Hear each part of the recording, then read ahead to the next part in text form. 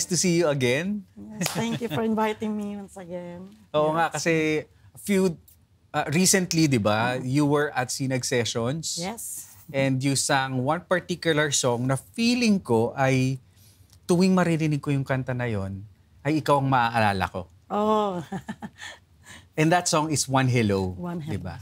Kasi isa sa mga una kong nakita na, actually hindi pa nga performance eh. Una kong nakitang kinanta mo, yung kantang yon ay sa isang birthday party.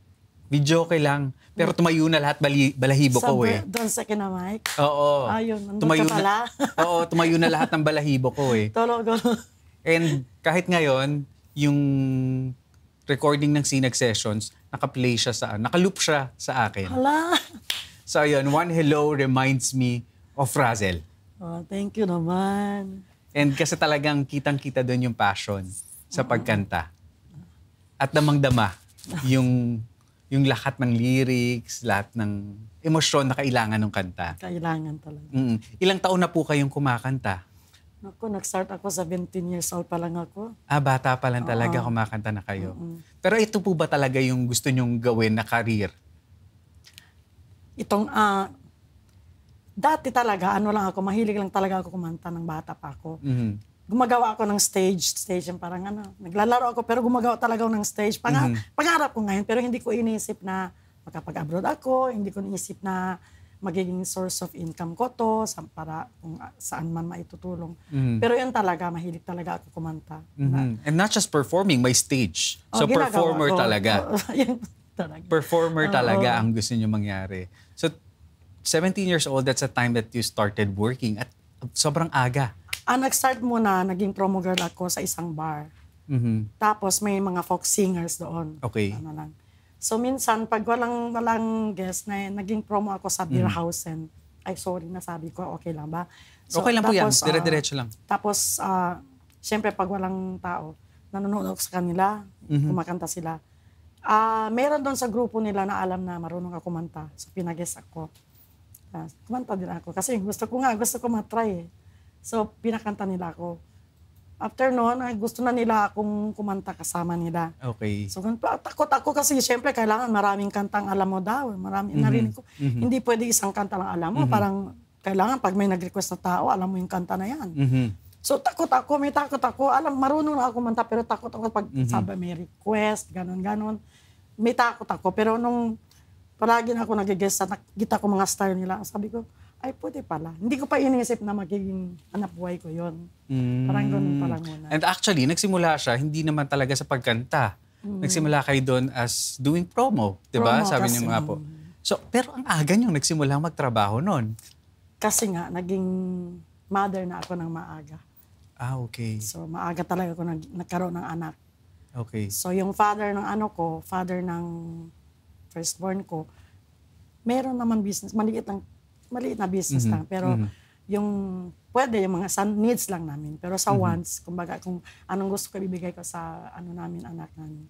Parang may gusto akong ibigay sa kanya na nahiya akong umasa sa asawa. Pero that time, inisip ko na rin na ano kayang dapat. Nakita ko yung kasama ko nagpa-promo. So sabi ko, gusto ko yan, pwede kaya ako dyan, ganon.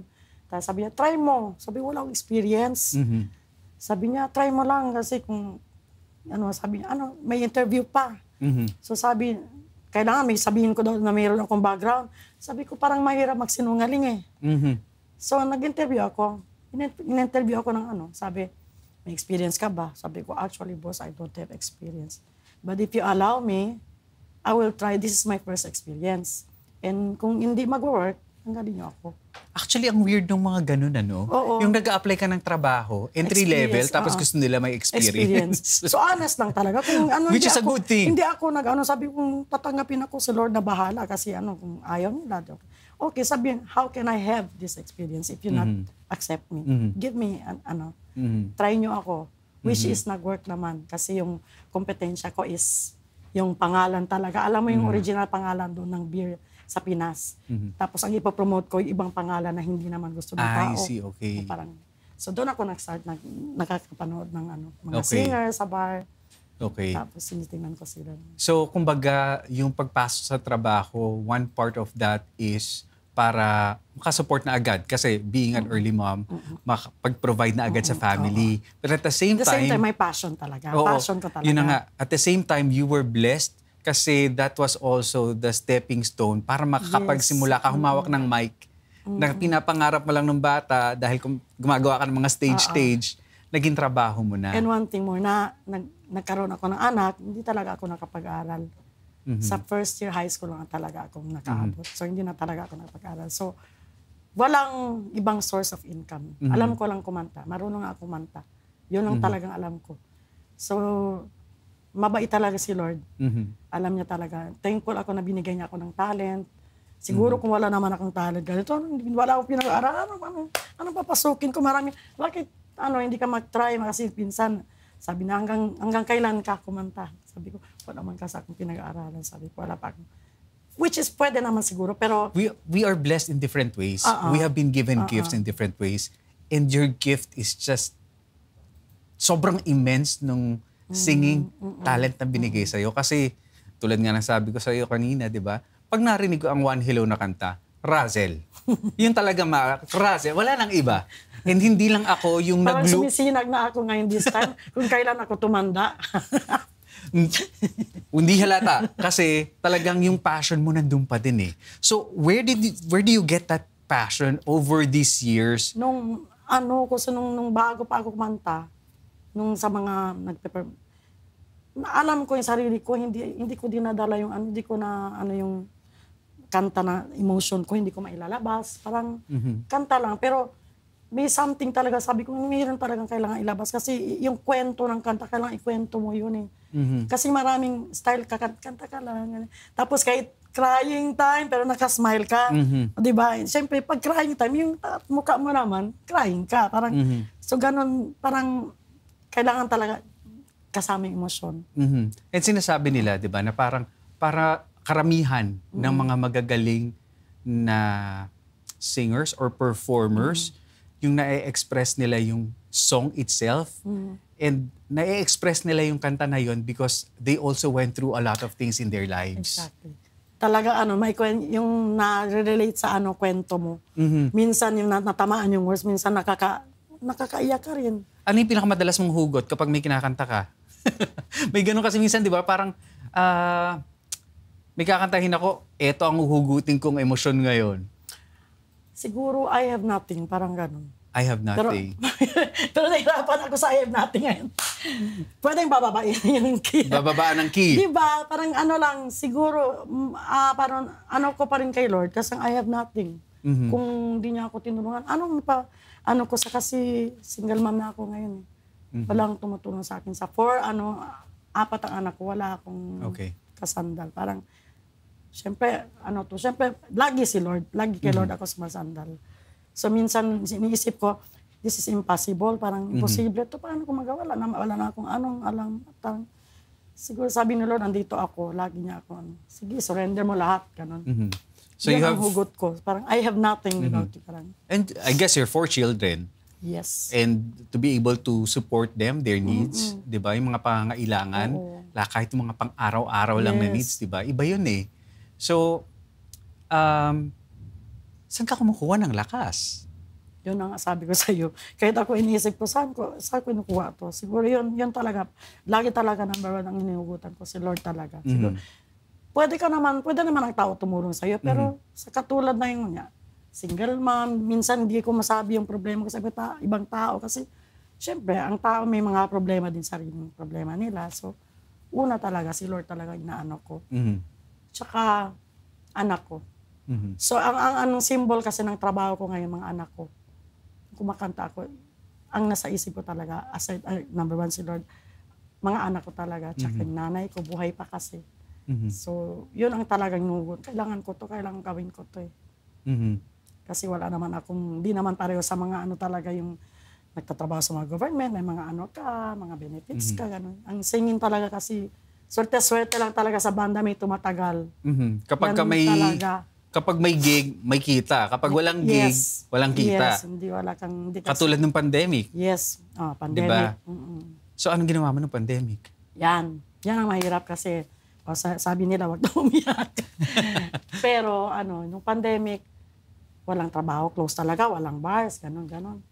So, ang panahon na yan, may yung tatay ko sakit, kidney failure. So may dialysis, which is very regular dapat ang dialysis. Hindi pa ayaw din niya magpa-opera, pero grabe na yung tatay ko. Which is, kailangan ko talaga sana umuwi para naman maano ko siya. So, tumama talaga sa pandemic na hindi talaga pwede magbiyahe kasi parang hindi ko lang siya maabutan din. Kasi di ba? Tawag to, ilang araw ka pa quarantine ka pa. So, syempre, uuwi ako, ginastusan ko yung pera, tapos baka hindi ko maabutan. Tutulungan ko na yung iuwi ko na sa gamot kung hanggang kailan pwede yung papa ko ng buhay niya. So, ang nangyari, hindi talaga ako nakauwi. Yung talagang pinaka-lowest masakit talaga. Hindi ka makauwi na hindi mo makita ang papa. Kasi hindi mo nakita, at least for the very last time, parang sana kahit saglit lang. Guilty talaga ako dun. Parang wala naman akong choice kasi kahit gusto kong umuwi, hindi naman talaga pwede. Ay, madaming naka-experience ng ganyan. Oo, yun talaga. Tapos that time na nandun lang kami sa isang villa, mga staff, kasama namin sa staff, ang ginagawa, nagba-Bible study kami. So, maraming nagawa yung pandemic. Parang mga realization sa tao. Yun. Hinahanap na nila si Lord. Gusto na nila mga Bible study. Ganon. So, nagawa namin yun habang naghihintay na mag-open ang yung trabaho. Pero paano yung kita? Wala. Ang thankful lang talaga kami kasi sa employer namin, naman sila ng food sa amin. Food allowance. Pero hindi talaga yung lahat ng kailangan mo. Buti na lang mayroon yung naipit-ipit ka ng habang ka ba, kailangan talaga yun. Tapos sa Pinas, hindi pwede makapagpadala. Buti na lang may konting savings na yun ang pinaano ko sa mga kapatid ko, walang trabaho lagi. Na itulong ko naman, which is yun, wala talaga ako mahugutan talaga. Alam yan ni Lord, basta siya lang nakakaalam. Nandito na po kayo sa Qatar niyang during the pandemic?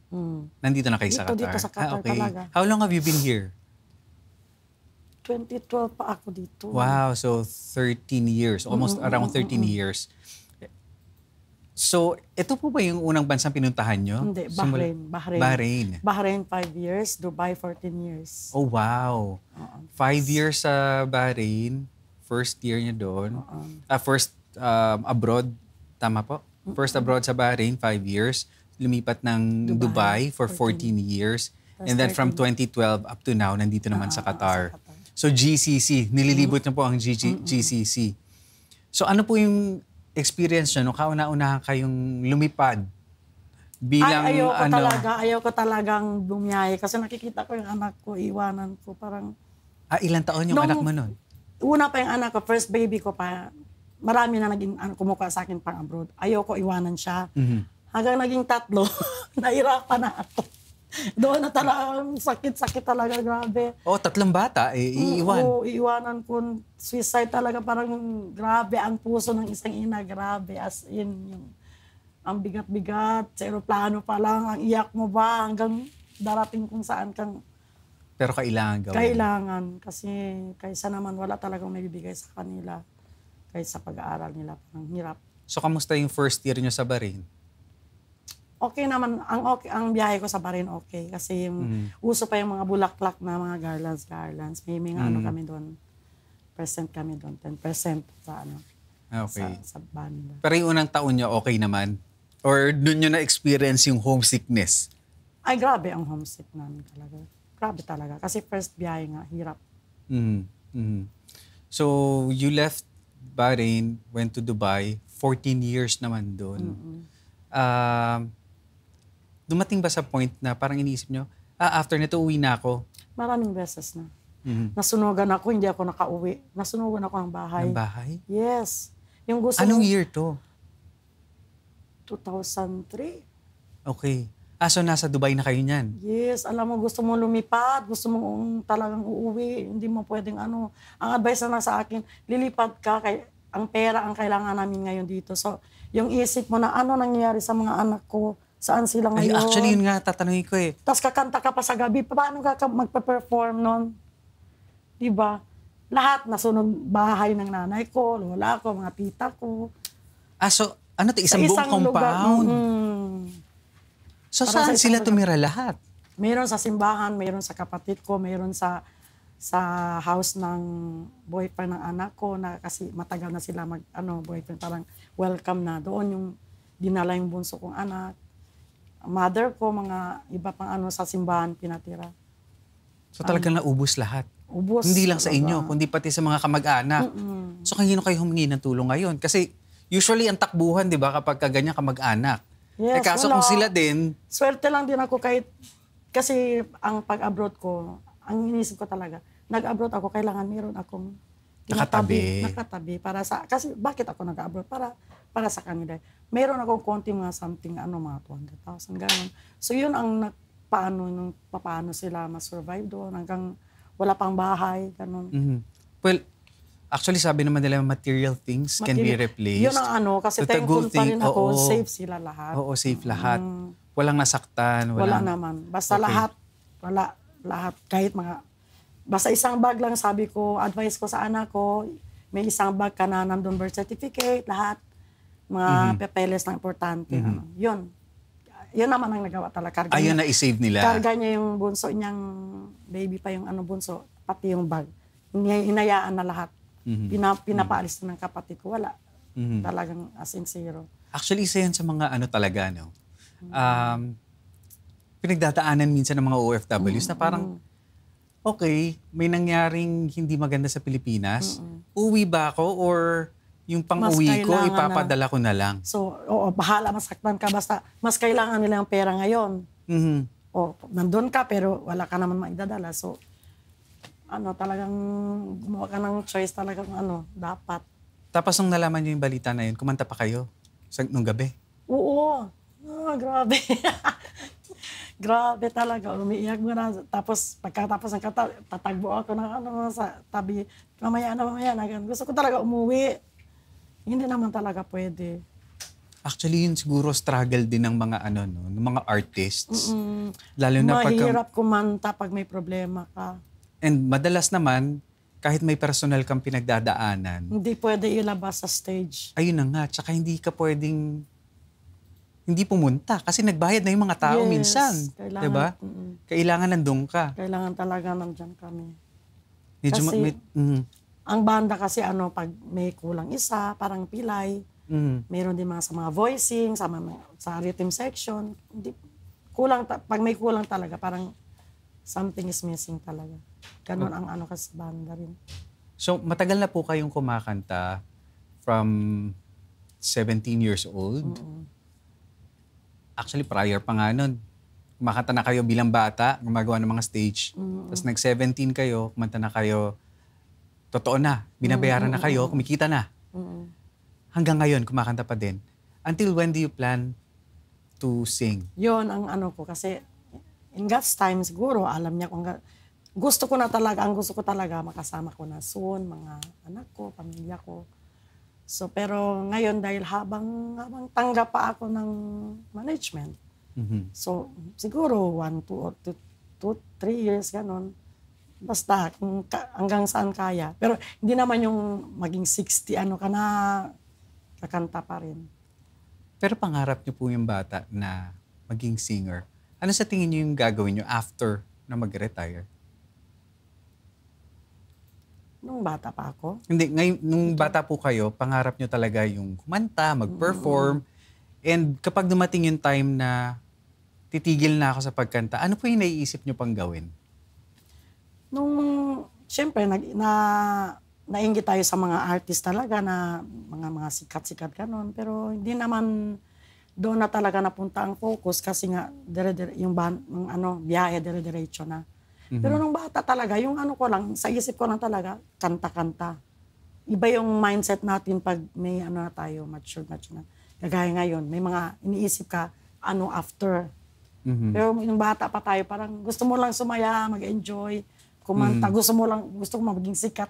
Tapos kumikita ka pa ng pera. Kumikita, oo. Diba? Sarap ng ganun, diba? Iba yung nakakatulong ka sa parents mo. Pero at the same time, minsan kapag kinukulang, parang ano pong nararamdaman ng isang artist na yung kanta ka na kanta tapos namomroblema ka kung saan ka kukuha ng pondo na pang sustento sa pamilya. Umabot po ba kayo sa ganung point? May mga time talaga na niisip mo, parang hindi pa dito kasya talaga. Parang, paano ba to? Maraming kaya lang, ang ko talaga, yung kailangan pag may work ka, mayroon ka talagang, ang ugali ko kasi ko sa anak ko talaga. Kasi doon tayo, kaya natin dito, kahit mag-survive tayo. Alam mo, OFW, kahit hindi nila alam na kung ano lang mga kinakain mo, okay na. Basta mayroon ang pamilya natin. So actually, ang gusto kong itanong ngayon is, ang tagal mo na kasi nagbabanda, di ba? Parang many years of your life you've been in the band. And syempre, bilang isang nasa grupo, medyo may iba-ibang personality minsan. Lalo ng mga artists, di ba? May iba-ibang personality. Paano mabuhay sa loob ng isang banda? Kailangan talaga siguro magkaintindihan kayo. Iba-iba ang ugali ng mga banda. Yan ang pinakamahirap yung sa banda. Kasi maraming banda nag-disband dahil sa pataasan. Ganun. So thankful naman ako ngayon kasi madaling, kami, okay naman kami may mga talagang, minsan mga konting yung normal as pamilya na may mga alita or tampuhan, ganyan. Sa mga correction lang ng mga sa mga backup. Pero okay kami. Kaysa yung nakikita ko sa iba, masyadong nagpo-post sa FB, mga ganon. Hindi, ayaw ko ng ganon. Alam nila, kahit sila, hindi rin nila pero nung nagsisimula ka, meron ka bang mga nakaaway dati? Nung kasi first syempre, time, yung pagbata pa, di ba? First time iba siguro, pa tampuhan lang. Tapos pamaya, wala na. Okay na. Oo, kasi kailangan, hindi ka pwede kumanta, may kaaway ka. Ang hirap kumanta na yung katabi mo, kaaway mo, ang hirap noon. Pinakamahirap yan. Kasi kung nagtatrabaho ka as sales lady, pwede kayo hindi mag-usap, hanggang ilang araw kayo. Pero sa banda, mahirap. Oo nga, no? Kasi maapektuhan talaga yung tugtugan. Kailangan lunukin mo talaga yung intindihin mo na, ay ganito, siguro ako din may, ang style ko kasi minsan, baka ako siguro may ako, baka nagkamali din ako, baka may sinabi din ako na mali. So ang nangyari, parang, ako na mismo parang nag-a-adjust minsan nagsisinungaling ko sa ko, sarili, para okay na lang. Mahirap kasi kumanta na balit ka. Hindi naman pwedeng... So bago kumanta dapat maging maayos kayo? Masolve kung ano man yung nagitampuhan? Kung hindi pa man naayos ka agad, basta kailangan, sige, inhale, exhale. Tapos, paglabas mo, smile ka agad sa mga tao. Hindi nila alam kailangan hindi alam ng mga tao kung ano nangyari. Yan ang ko kasi. Parang yan ang talagang dapat para sa Pero sa lahat ng mga taon na nag-abroad ka, sa Bahrain, sa Dubai, dito sa Qatar, ano yung natutunan mo bilang isang OFW? Natutunan. Siyempre, pasensya, tiis, lahat ng tiis, marunong ka magpakumbaba. Tapos dati kasi, palaway din ako dati eh. Kailangan maging kailangan marunong ka makikibagay sa tao eh. Mayroon talaga tayo iba-ibang ugali na ibig sabihin, hindi mo tulugar eh. Kailangan maki-level ka sa mga tao. Tsaka ibang abroad, pag mayroon kang nagawang mali, you can be mag-deport ka or mawala ka ng trabaho talaga. While sa Pinas, pwede ka mag-away ng tao, pero okay lang, nandun ka naman sa Pinas. Pero dito, uwi. O kaya may nagawa kang kasalanan, never ka mag-involve sa mga mga illegal na something. Yan so talagang pinaka Kumbaga, isa sa mga natutunan mo is yung self-control? Yes, wag mong sayangin yung pagpunta mo sa abroad. Wag sayangin na, ingatan mo yun, parang gift na binigay sa'yo si Lord. Ko talaga yan, na parang siguro hindi naman ako naging perfect na tao, pero sayang kung pagpunta mo dito. Kasi pag nasa Pinas ka, pupunta ako ng abroad, gusto ko talaga, may mga nag-abroad, pagdating dito, nagbabago ng ugali. Do you agree with that? Yeah. Talaga, di ba? May mga iba nagbabago yung pananaw, nag-ibago ang lalo lahat. Na pag mayroon na, iba na. So yun talagang, pag may mga mga bagong sinabi, uy, wag kang magbago kasi ibang abroad. Mayroon, 3 months lang, uwi na. Parang kailangan talaga ang behavior talaga ng dito sa abroad. Pero nabanggit mo kanina na yung mga OFW, wag dapat sayangin yung opportunity na trabaho nila. Yes. Pero meron din ba si Razel na, kasi panghinayang yun, di ba? Ayaw mong manghinayang na hindi mo ginawa ng maganda to. Pero si Razel ba ay may panghihinayang na umalis siya sa Pilipinas? Ang hinayang ko dahil yung time ko sa mga anak ko na hindi ko naibigay yun as mother. Nasasend ko lang yung yung provision ko, pero yung actual na nandyan akong nag-alaga. Wala ako nun. Hindi ko makonsider na nanay talaga ako kasi ang nasa-serve ko ibang tao, hindi yung mga anak ko. Thankful lang ako kay God kasi yung mga anak ko, mababait lang siya. Mm-hmm. Naintindihan naman nila? Nung una, nagtatampo yung firstborn ko. Nagtampo siya. Nagrebelde ba? Hindi din. Hindi naman. Nagtampo lang talaga? Nagtampo lang siya. Hindi naman nagrebelde. Pero naiintindihan naman kung bakit kailangan. Kasi wala nga tumutulong sa akin. Well, you're blessed na ganun yung mga anak mo. And I'm sure it is also because your guidance, kahit sa telepono lang nakakausap, sulat-sulat, internet. Thankful na may internet. Tapos, yung mga kamag-anak din sa Pilipinas, malaking bagay, no? Oo. Nabanggit niyo po yung internet. Nung dati pala, nung una kayo nag-upload, wala pa. Paano ang communication niyo sa mga bata? Siyempre, 1 week, susulat ka, magpadala sila ng tape. Nung naka-record, naalala mo yun? Voice recording. Voice recording. 1 week pa yon bago dumating sa'yo. Tapos magre-record din ako para dumating din sa kanila. Naalala ko kasi dati nung bata ako, ganyan din. May nag-abot sa inyong family? Kasi yung father ko, nasa Saudi. So din. Ayun, talagang nagre-record kami ng boses, tapos papadala doon. Tapos yung magulang, may sulat pa. Ayun na nga. May picture pa. Exactly. Tapos yung magulang ko, nung time na yon, syempre minsan kapag ka nagsusulatan sila, baka may mawalang sulat, may maligaw, may mga ganong nangyayari daw, naliligaw yung sulat. Nilalagyan na lang ng code, ng number. Parang, basta may 1, 2, 3, para alam lang kung kung pang ilang sulat na yon. Kasi nga naman baka, kunyari, may kinuwento ka dun sa pang-5 sulat, hindi natanggap. Nung nagkwento ka ng sa pang-6 na sulat na ina-update yung kung ano nangyari sa pang-5, wala na. Kaya nga, di ba? Ang hirap nung time na yun, no? Tapos kung gusto mong tumawag talaga, pupunta ka sa telephone booth. Kailangan may prepaid ka, ganon. Ang mahal. Tapos maghanap din sila. Siyempre, sa panahon dati, wala pang mga telephone. Mga landline, di ba? Ganon lang. Naitago niyo yung mga voice tape? Lahat sana yun, pero nasunugan ako ng bahay. O nga pala, pati nasama. Pati mga pictures ng mga babies ng anak ko, pati sa akin, nawala yun lahat. Yun talaga ang pinaka... Ayun yung sinasabi nila na manakawan ka na, huwag ka na lang masunugan. Oo. Kasi talagang lahat, kapag nanakawan ka, may mga ilang items na mawawala. May maiiwan. Pero pag nasunog, kasi lahat talaga. As in. Grabe. Ang hirap ng ganong journey. Pero ako natutuwa ako na naririnig ko yung journey mo. As someone nung bata pa na gusto mong mag-perform, hanggang sa nung nag-17 ka, you were able to perform, and hanggang ngayon, nagpa-perform ka pa rin. Meron bang time na nagsawa ka? Pag wala akong tulog. Pag walang tulog, gayon lang. Excited ako magtrabaho. Yun lang talagang gusto ko talagang trabaho ko. Pag walang tulog, hindi mo ako madrawing. Pero paglabas, kumanta ako, sige lang. Pero pag backstage ka na, minsan nagkikwento nga kami ni Clint na, Bes, may tulog ka? Kasi ako din. mga ganun. Wala rin akong tulog. Ako din. So kumbaga parang ganun. Nasa DNA mo na yung pagkanta, no? Yun na talaga.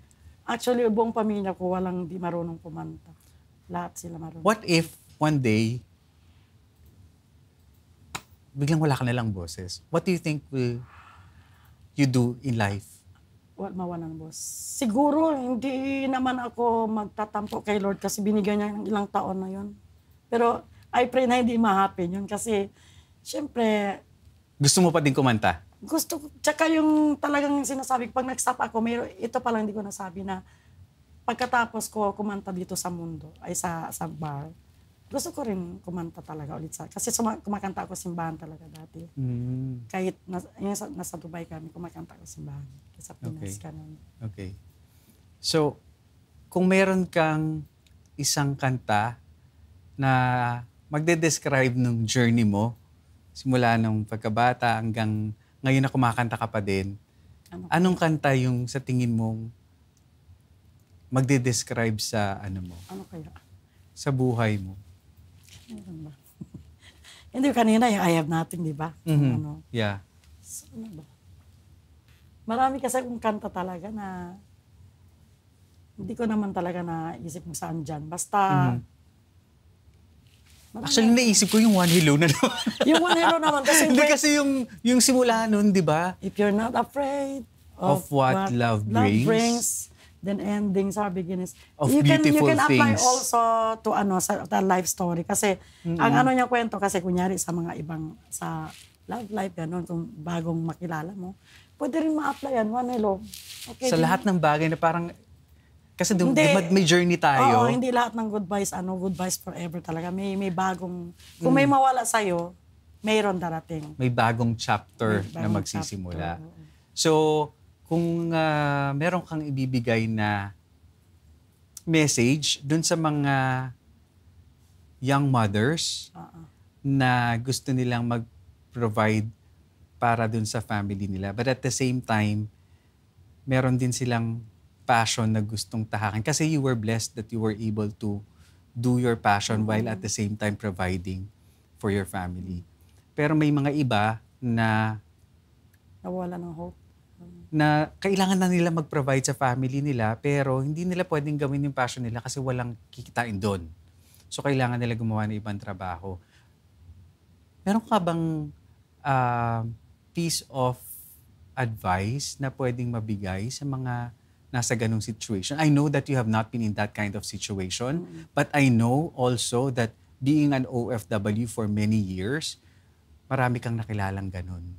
At maraming nakapag-share na din sa'yo nun. So meron ka bang gustong masabi sa kanila? Siguro yung sinasabi ko opportunity kung mayroon mag-offer sa kanila, kung okay naman yun, kung makakatulong naman yun sa pamilya nila, wag nilang sayangin, try nila.